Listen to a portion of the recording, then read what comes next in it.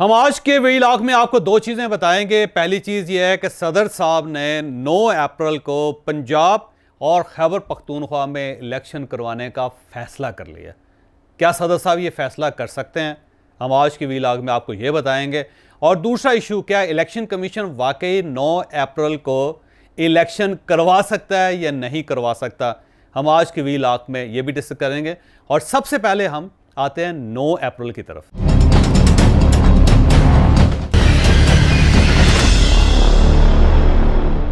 लेकिन जनाब, हमारी तरफ से ये ब्रेकिंग न्यूज़ है कि सदर साहब ने 9 अप्रैल 2023 को पंजाब और खैबर पख्तूनख्वा में इलेक्शन करवाने का फ़ैसला कर लिया। ये एक ब्रेकिंग न्यूज़ है जो हम आपको दे रहे हैं। अब आप हमसे सोर्स पूछेंगे तो ज़ाहिर सोर्स तो मैं आपको नहीं बताऊंगा। अब बहुत सारे लोग हैं जिनकी चिड़ियाँ और कबूतर सोर्स हैं, तो मेरे ना चिड़ियाँ सोर्स है ना कबूतर सोर्स है। हमारे सोर्स इंसान है, इंसानों की दुनिया में रह रहे हैं, तो इंसानों का सबसे बड़ा सोर्स तो ज़ाहिर इंसानी हो सकता है। तो आप ये समझे कि ये जो इंसानी सोर्स है उसने मुझे बताया है कि सदर साहब ने फ़ैसला कर लिया है कि वो 9 अप्रैल को पंजाब और खैबर पख्तूनख्वा में इलेक्शन करवा देंगे। अब सवाल ये है कि सदर साहब कैसे करवाएंगे? सर, बड़ी सीधी सी बात है कि सदर साहब को इमरान खान साहब ने कहा है। इमरान खान साहब ने सदर साहब से कहा है कि आप मेरे सदर बने, आप इस गवर्नमेंट के सदर ना बने, क्योंकि आपका नाम आरफ अलवी है और आप पीटीआई के कारकुन हैं, बल्कि पीटीआई के लीडर हैं, और आप मेरे सबसे पुराने साथी हैं। उस वक्त के साथी हैं कि जब मैं कराची में आपसे मिलने के लिए आता था तो मेरे पास टिकट के पैसे भी नहीं होते थे, और जब मैं कराची उतरता था तो आपके पास भी एक छोटी सी गाड़ी होती थी जिसके ज़रिए आप मुझे लेने आते थे, और उसके बाद मैं आपके घर में रहता होता था। तो हम दोनों गुर्बत के साथी हैं, पुराने साथी हैं। जब हमारे पास कुछ भी नहीं होता तो हम छोटी सी पार्टी चला रहे थे, उस वक्त आप मेरे साथी हैं। तो हमने बड़ी जदोजहद की और इस कोशिश के बाद आपको प्रेसिडेंट बनाया मैंने, और अब आप मेरे बजाय इस गवर्नमेंट के साथ मिल गए हैं। आप इसहाक डार साहब को बिस्किट भी पेश करते हैं, उनको चाय भी पेश करते हैं, उनको कॉफ़ी भी देते हैं। आप राना तनवीर साहब के सामने भी बिच बिच जाते हैं, आप उनके साथ भी बड़ी चहलें करते हैं, उनके साथ भी प्यारो मोहब्बत की दास्तानें आप बयान करते हैं और कहानियाँ सुनाते हैं। और इसके साथ साथ खुर्रम दस्तगीर साहब के साथ भी आपका राब्ता है, और ख्वाजा आसफ साहब जो हैं वो आपके साथ जफ़ा मार के बैठ जाते हैं, आप एक दूसरे को जप्पी और पप्पी करते रहते हैं। तो ये नहीं ठीक, तो आप मेरे सदर बने। तो इसके बाद ज़ाहिर है सदर साहब को टारगेट दिया गया कि आपने ये करना है, आपने वो करना है, आपने इस तरह करना है, और सदर साहब मजबूरन ये कर रहे हैं। मैं आपको ये भी बताऊँ कि सदर साहब वाकई ही मोतदल मजाज आदमी हैं। पीटीआई में कुछ ऐसे लोग हैं जिनका मैं हमेशा एहतराम करता हूँ, उसमें सदर आरफ अलवी सबसे पहले नंबर पे आते हैं। उसकी वजह यह है कि पीटीआई में इंतहाई पढ़े लिखे आदमी हैं। सदर आरफ अलवी बहुत ही पढ़े लिखे आदमी हैं, इनको किताबें पढ़ने का बहुत शौक़ है, और जो इनकी बेगम है वो भी बहुत अदब नवाज और बड़ी शानदार खातून है। बड़े दोनों सेंसिबल किस्म के सियासतदान हैं, या सेंसिबल किस्म का कपल है। और डॉक्टर आरफ अलवी ज़ाहिर है पढ़े लिखे आदमी हैं, डॉक्टर भी हैं, डेंटिस्ट भी हैं, किताबों के साथ इनका ताल्लुक़ है, इनका रिश्ता है। ये वो शख्स हैं जिन्होंने सबसे पहले मुझे सेंट कैथरीन के बारे में बताया था, जो इजिप्ट के अंदर सनाए गए, और फिर मैं इनके कहने पे, इनकी डायरेक्शन पे मैं इजिप्ट गया था, और मैं सेंट कैथरीन में मैंने बर्निंग बुश देखी थी। तो डॉक्टर आरफ अलवी इतने शानदार आदमी। दूसरा, इस सारे क्यास, इस कन्फ्यूजन के दरमियान भी आरफ अलवी ने चीज़ों को बैलेंस रखने की कोशिश की है। ये इमरान खान साहब को रोकते रहे हैं कि आप कौमी असम्बली से इस्तीफ़ा ना दे, और इस लिहाज से अगर इमरान खान साहब इनकी बात मान लेते तो आज दोबारा इमरान खान साहब प्राइम मिनिस्टर होते।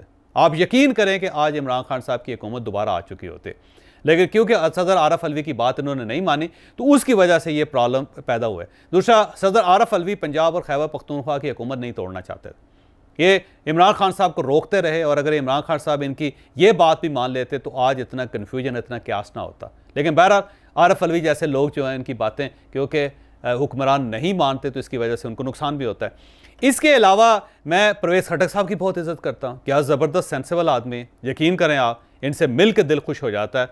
और इतने धीमे मजाज के आदमी, सोचते ज़्यादा हैं, बोलते कम हैं, और अगर बोलते भी हैं तो इंतहाई सेंसिबल गुफ्तगू करते हैं। फिर इनके साथ फवाद चौधरी साहब, आप उनसे लाख इख्तलाफ कर सकते हैं, लेकिन इस शख्स के अंदर एक कमाल है कि ये स्क्रीन को खींच लेता है। यानी सारी पीटीआई एक साइड पे और फवाद चौधरी का एक टिकर जो होता है दूसरी साइड पे। ये कोई ऐसी बॉल फेंकते हैं जो सीधी विकेटों में लगती है, और इसीलिए सारी पार्टीज, उनका ताल्लुक पीडीएम की किसी भी जमात के साथ हो, वो फवाद चौधरी की बात को बहुत सीरियस लेते हैं और हमेशा इसका जवाब देते हैं। तो मुझे ये भी बड़े अच्छे लगते हैं। इसके अलावा अली मोहम्मद ख़ान है, वो बड़ा अच्छा है। मुराद सईद बड़ा अच्छा वर्कर है, लेकिन उसको पार्टी ने बहुत साइड पे कर दिया। शिबली फराज बड़ा सेंसिबल आदमी है, मैं उनकी बहुत ही एहतराम करता हूँ। आप यकीन करें कि शिबली साहब रात को दिन को किसी वक्त भी फ़ोन करें, मैं फ़ौरन कहता हूँ या शिबली बताओ हुक्म करना क्या है। तो इस टाइप के ये लोग हैं। तो कुछ लोग बहुत ही सेंसिबल हैं इसमें, इस पार्टी के अंदर। तो आरफ अलवी साहब उस फहरिस्त में पहले नंबर पे आते हैं, लिहाजा मैं इनका बड़ा एहतराम करता हूँ। ये एतदाल में रहने की कोशिश कर रहे हैं, लेकिन अब मेरा ख्याल है कि इमरान खान साहब का दबाव इनके ऊपर इतना ज़्यादा है कि शायद अब ये इतनी ज़्यादा देर तक मोतदल मिजाज नहीं रह सकेंगे। अब इनको कुछ ना कुछ करना पड़ेगा। इस कुछ ना कुछ करने में पहला काम तो सदर आरफ अलवी साहब ने यह किया कि इमरान खान साहब ने उनको कहा कि आप जनाब बाजवा साहब, और मैं वो मुल्ज़म हूँ जिनके कालम की बुनियाद पर उन्होंने कहा कि जनाब बाजवा साहब का एहतसाब शुरू कर दें, आप इनके ख़िलाफ़ कमीशन बनवाएं। तो ये लेटर आया इमरान खान साहब की तरफ से और सदर आरफ अलवी साहब ने अब इसका जवाब तैयार कर लिया है। अब ये वज़ीर-ए-आज़म साहब को ये जवाब भेजेंगे और वज़ीर-ए-आज़म साहब से रिक्वेस्ट करेंगे कि एक कमीशन बनाया जाए, मज़लूम जावेद चौधरी को बुलवा के, और उनसे पूछे कि क्या वाकई जनाब बाजवा साहब ने ये कहा था वो हमें ख़तरनाक समझते थे या नहीं समझते, और उसके बाद जनाब बाजवा साहब को भी बुलवाया जाए, जो मेरा ख्याल है कि पाकिस्तान में मुमकिन नहीं है। और कोई जनाब बाजवा साहब ने बहुत बड़ा जुर्म नहीं कर दिया जिसकी बुनियाद पर उनके खिलाफ कोई कार्रवाई होनी चाहिए, क्योंकि इससे ज़्यादा जराइम तो इमरान खान साहब ने खुद किए हुए हैं। इमरान खान साहब खुद अपने आप को ये कहते थे कि मैं बड़ा ख़तरनाक हूँ। आपको याद होगा कि वो तकरीर करते थे कि अगर मुझे हुकूमत से निकाला गया तो आप याद रखें मैं बहुत ही ख़तरनाक साबित होऊंगा। ख़तरनाक को भी वो ख़तरनाक कहते होते थे। तो वो तो खुद ही कहते थे मैं बड़ा ख़तरनाक साबित होऊंगा। तो ये कौन सी बड़ी बात होगी जी कि जिसकी बुनियाद पे आप चाहते हैं कि जनाब बाजवा साहब आपके सामने आकर बैठ कर पेश हों, जबकि इससे ज़्यादा जो जुराइम आप कर चुके हैं।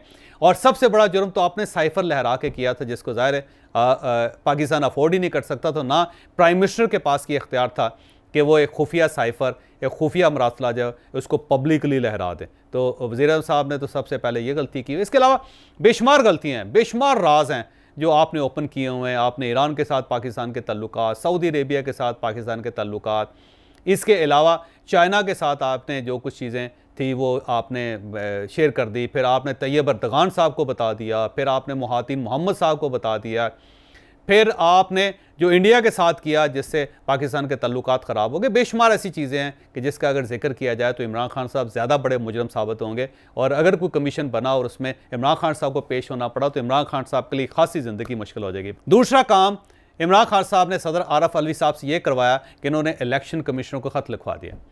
अब इलेक्शन कमिश्नर को ख़त ये लिखा गया है सदर साहब की तरफ से कि आप सोमवार यानी आज 11 बजे सदर साहब के सामने पेश हों और ये बताएं कि आप पंजाब और खैबर पख्तूनख्वा में इलेक्शन क्यों नहीं करवा रहे। अब अगर इलेक्शन कमिश्नर सदर साहब के पास पहुंच जाते हैं तो सदर साहब उनसे पूछेंगे कि आप क्यों नहीं करवा रहे, और वो ये कहेंगे कि ज़ाहिर जी हमारे पास तो पैसे नहीं हैं तो हम कैसे कर सकते हैं, और मैं बेबस आदमी हूँ, मैं अगर करवाने होते मैंने तो मैं फ़ौरन करवा देता, लेकिन मेरे पास कुछ नहीं है। बस इतनी उनकी बात करने की देर है। सदर साहब उनको चाय पिलाएंगे, बिस्किट खिलाएंगे, लिफ्ट में उनको बिठाएंगे, उसके बाद खुदा हाफ़िज़ करेंगे और खुदा हाफ़िज़ करने के बाद एक नोटिफिकेशन जारी कर दें और उस नोटिफिकेशन में कहेंगे कि मैंने इलेक्शन कमीशन से कंसल्ट कर लिया और इलेक्शन कमीशन की कंसल्टेशन के बाद मैं as a supreme commander of Pakistan, as a president of Pakistan ये ऐलान करता हूँ कि 9 अप्रैल एतवार के दिन रमज़ान में पंजाब और खैबर पख्तूनख्वा में 2 सूबों में इलेक्शन होंगे, और वो ये नोटिफिकेशन जारी कर देंगे। अब अगला सवाल ये है कि क्या सदर साहब ये नोटिफिकेशन जारी कर सकते हैं? मेरा नहीं ख्याल कर सकते, सदर साहब के पास ऐसा कोई इख्तियार नहीं है। और उससे अगला सवाल ये भी है कि क्या इस नोटिफिकेशन के बाद इलेक्शन कमीशन इलेक्शन करवा देगा? ये हम ज़ाहिर वीला के अगले हिस्से में आपको बताएंगे। और यहाँ पर मैं आपको ये भी बताता चलूँ कि अगर इलेक्शन कमीशन सदर साहब के पास पेश नहीं होता तब भी सदर साहब 9 अप्रैल 2023 का ऐलान कर देंगे। वो कह देंगे कि हमने इलेक्शन कमीशन को बुलाया था, हमने अपनी हुज्जत पूरी कर दी, लेकिन क्योंकि इलेक्शन कमिश्नर तशरीफ़ नहीं लाए, लिहाजा as a supreme commander of Pakistan, as a president of Pakistan मैं ऐलान करता हूँ कि 9 अप्रैल 2023 को पंजाब और खैबर पख्तूनख्वा में इलेक्शन करवा दिए जाएँ। तो वो तब भी ये नोटिफिकेशन जारी कर देंगे। अब अगला फिर वो सवाल है कि क्या सदर साहब ये नोटिफिकेशन जारी कर सकते हैं? मेरा नहीं ख्याल कि सदर साहब ये नोटिफिकेशन जारी कर सकते हैं। और उससे अगला सवाल ये कि क्या इलेक्शन कमीशन इस दबाव के बाद, इस नोटिफिकेशन के बाद इलेक्शन करवा देगा या नहीं करवाएगा? ये हम आपको इस वीला के अगले हिस्से में बताएंगे। अब मेरा ख्याल ये है कि इलेक्शन कमिश्नर इलेक्शन नहीं करवा सकेंगे। अब सवाल ये है कि इलेक्शन कमीशन इलेक्शन क्यों नहीं करवाएंगे, जबकि आइन ये कहता है कि 90 दिन के अंदर अंदर इलेक्शन कमीशन ने हर सूरत 2 सूबों के अंदर इलेक्शन करवाना है। तो इलेक्शन कमिश्नर आइन की वायलेशन कैसे करेंगे, कैसे खिलाफ वर्जी करेंगे? और अगर ये आइन की खिलाफ वर्जी करते हैं तो इनके खिलाफ तो आर्टिकल 6 लग सकता है। और अगर इमरान खान साहब की गवर्नमेंट आ जाती है तो ये याद रखें कि इमरान खान की गवर्नमेंट इस इलेक्शन कमिश्नर को ज़रूर बुलवाएगी, इनसे पूछेगी कि आपने आइन को तोड़ा क्यों था, आपने उससे इनहराफ क्यों किया था। ये ज़रूर करेंगे इमरान खान साहब जब इनकी हुकूमत आ गई। लेकिन सवाल ये है कि इलेक्शन कमीशन इसके बावजूद, आइन की क्लियर डायरेक्शन के बावजूद इलेक्शन क्यों नहीं करवाएगा? उसकी सिंपल वजह यह है कि इलेक्शन कमीशन के पास कुछ नहीं होता। इलेक्शन कमीशन के पास सिर्फ एक दफ्तर है, उसके अंदर चंद स्क्रीन लगी हुई हैं और थोड़े से ऑफिसर हैं जिनकी तनख्वाहें भी बाज़ औक़ात गवर्नमेंट ऑफ पाकिस्तान की तरफ से वक्त पे नहीं आते। लेकिन उनकी जो जिम्मेदारी है वो है पूरे पाकिस्तान के अंदर इलेक्शन करवाना। अब इसके लिए ज़ाहिर रिसोर्सेज चाहिए, तो इलेक्शन कमीशन रिसोर्सेज के लिए हमेशा फ़ौज से रब्ता करता है, हाई कोर्ट से रब्ता करता है, महकमा तालीम से रब्ता करता है और वजारत ख़जाना से रब्ता करता है। अगर वजारत ख़जाना इलेक्शन कमीशन को पैसे नहीं देते तो फिर ज़ाहिर इलेक्शन नहीं करवाए जा सकें। और अगर अफवाज पाकिस्तान अपने अहलकार इलेक्शन कमीशन के हवाले नहीं करते तो ज़ाहिर इलेक्शन नहीं हो सकें। और अगर लाहौर हाई कोर्ट भी अहलकार इलेक्शन कमीशन के हवाले नहीं करते तो ज़ाहिर इलेक्शन नहीं हो सकें। और अगर महकमा तालीम भी इलेक्शन कमीशन को फैसिलिटेट नहीं करता तो फिर भी इलेक्शन नहीं हो सकेंगे। और इस दौरान अगर पुलिस भी इलेक्शन कमीशन के साथ कोऑपरेट नहीं करती तो इलेक्शन कमीशन इलेक्शन नहीं करवा सके। तो इलेक्शन कमीशन का एक ही मौक़िफ़ है कि हमने अफवाज पाकिस्तान से रब्ता किया, GHQ को लिखा, और GHQ का ये कहना है कि क्योंकि पाकिस्तान के मुख्तलिफ पोर्शंस में मुख्तलिफ किस्म के ऑपरेशन चल रहे हैं तो हमारे पास इतने सरप्लस ट्रुप्स नहीं हैं कि हम आपके हवाले कर सकें और आप इलेक्शन करवा सकें। और उसके बाद वो वजारत ख़जाना को उन्होंने लिखा कि जी आप हमें फ़ंड्स दें ताकि हम इलेक्शन करवा सकें। तो वजारत ख़जाना सीधा जवाब दे दिया कि हमारे पास पैसा कोई नहीं है भाई साहब। उसके बाद ये कहते हैं कि हमने लाहौर हाई कोर्ट को लिखा कि जी हमने इस पंजाब के अंदर इलेक्शन करवाने तो आप हमें एहलकार देते। तो उन्होंने कहा जी हमारे पास भी एहलकार नहीं, हमारे पास तो 13.5 लाख मुकदमे पड़े हुए हैं पेंडिंग, तो हम आपको कहाँ से बंदे दे दें। और इसके बाद उन्होंने कहा जी हमने महकमा तालीम को भी लिखा, तो उन्होंने कहा जी हम भी मदद चाहते हैं, हम आपको लोग नहीं प्रोवाइड कर सकते। तो उनका ये कहना है कि भाई हम ये बताएं कि हम फिर कैसे इलेक्शन करवाएंगे, हमारे पास तो फिर कुछ भी नहीं है।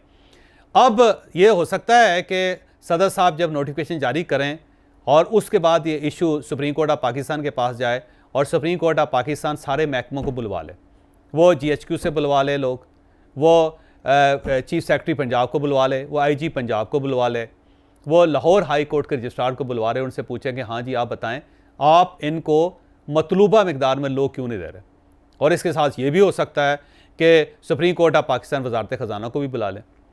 अब वजारत ख़जाना का जवाब बड़ा सीधा है और ये कहता है जी कि आप ही का फैसला सुप्रीम कोर्ट ऑफ पाकिस्तान का कि हुकूमत क्या है, हुकूमत काबीना का नाम है, और हम जो आप कहेंगे उसकी समरी बना के कैबिनेट के पास भिजवा देंगे और कैबिनेट ने अगर अप्रूवल कर दी तो हम आपको पैसे रिलीज़ कर दें।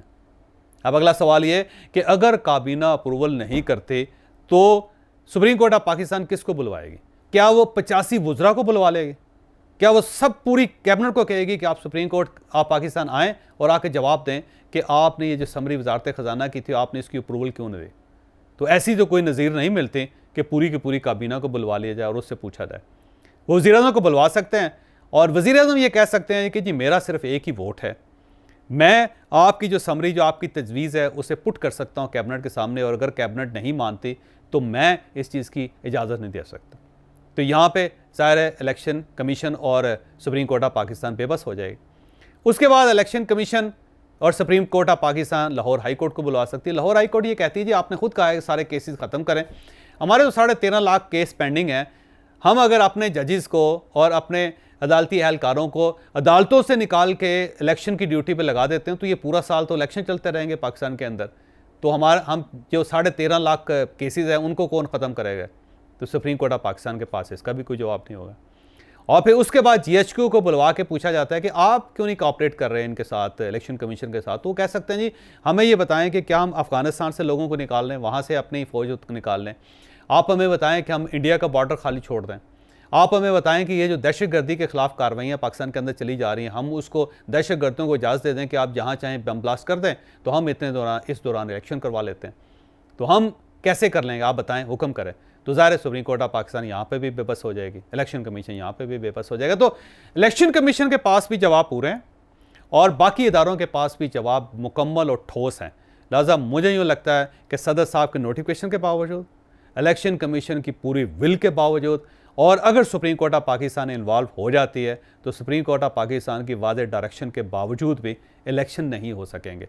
इलेक्शन के लिए आपको एक साजगार फ़िज़ा चाहिए और साजगार फ़िज़ा के लिए आपको बहुत सा काम करना पड़ेगा। और अगर आप वो काम नहीं करते तो मेरा नहीं ख्याल कि कोई इस मुल्क में इलेक्शन करवा सकेगा, ख्वाह आइन की कितनी ही खौफनाक डायरेक्शन क्यों ना हो।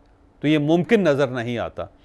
और अगर खुदा ना खास्ता, मैं फिर ये कहता हूँ कि मेरे अल्फाज गलत हैं, मैं आपसे माफ़ी मांगता हूँ, लेकिन अगर खुदा ना खास्ता इसके बावजूद इलेक्शन हो जाते हैं तो ये याद रखिएगा कि उन इलेक्शन से जो बहरान पाकिस्तान में पैदा होगा उस बहरान को कोई इस मुल्क में हल नहीं कर सकेगा, क्योंकि एक स्प्लिट मैंडेट आएगा और फिर रोज़ गवर्नमेंट बनेगी, फिर रोज़ गवर्नमेंट गिरेगी, और इन गवर्नमेंटों के बनने और गिरने के दौरान पाकिस्तान का ठीक ठाक नुकसान हो जाएगा।